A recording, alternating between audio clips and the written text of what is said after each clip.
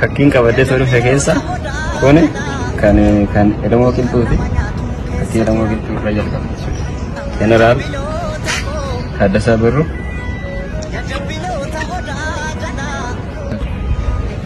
Jeneraal Waaqoo Guutuuti. Baaroo Tumsaa Kaarraa Abbaa Gadaa Hayilee Fidaa Magarsaa Barii Jaarjaatanii walumaa irratti fakkii baay'ee yaaddoo jechuun baay'ee gadda cimaa natti dhaga'ame Hacaaluu of keessa dhabuu keenya Hacaaluu Hundeessaafi akkuma irratti immoo egaa goota koo kana hedduu dinqisiifadhuu fi hedduu jaaladhuudha.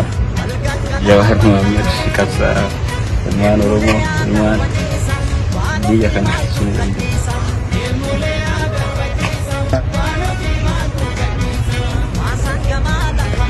Gaanuu guutaa namni sooshaal miidiyaa irra jiru namni hin beekne waan yerootti fakkaatu gaafa qabsoo maastar pilaanis fakkiilee qabsoo san calaqisan hedduu hojjechuudhaan kan beekamu. Yeroo inni biyya kana galus kan inni amboo nam deemee waadaa galisan suuratti jijjiire akkan waadaan galisan akka irraa fannu warna godhe keessaa idamuu dura ji'oota muraasa dura suuraalee kana akka hojjechuu barbaadu natti hime akkasuma eegale hojii san sun jidduutti hin dhaabin hojii san xumuree amma immoo kana dhaaboo dide warra qabsoo kanaafis aartii Oromootiinis uummata guddaa gumaachaa jirudha. Artistoonni keenya jajjabeeffamuu qabu, deeggaramuu qabu. Seenaa keenyas, aadaa keenyas, afaan keenyas, eenyummaa keenyas akka guddifnuuf qabsoo keenya akka cimsuuf waan gargaaraniif jajjabeeffamuu qabu. Kanaafuu jabaatu si jedha.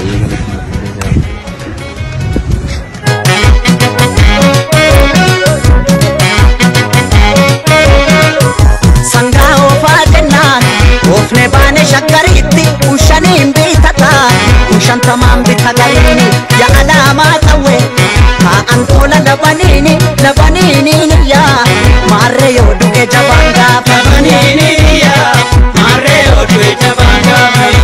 amboo keessaa lolaa haata shakkar ga'ee mataani abbaanis yoo du'e ilma jiraan baduu maqaani burree aagaa jidduu boosomaas ilmatti burree aagaa Yandaan koonuu gijimaata imimmaan kooturii shitaata. Yandaan koonuu gijimaata imimmaan kooturii shitaata.